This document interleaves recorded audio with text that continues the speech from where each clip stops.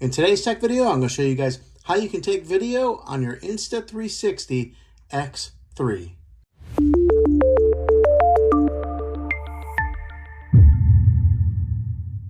Okay, this is how you take video. It might be kind of simple to other people, but hey, and just in case you don't know, I'm going to show you how. Over here on the side, you'll see there's the power icon. You'll push in on that, and it takes a second for it to power on and turn on. You'll hear that little chime, and then, all right, now it's fired up. Now, right now, I've got it on photo mode, so you have to go down to the bottom left corner, tap on that, and then click it over to video by swiping over. Once you have it on video, go ahead and tap on it again. That stays on video, and now you can see that it's like on 5.7K, 30 frames per second.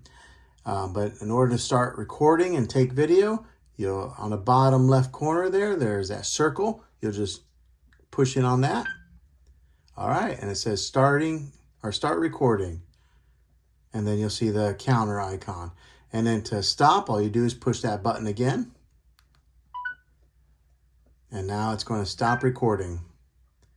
All right, there you go. And that's how you record video on your Insta360 X3.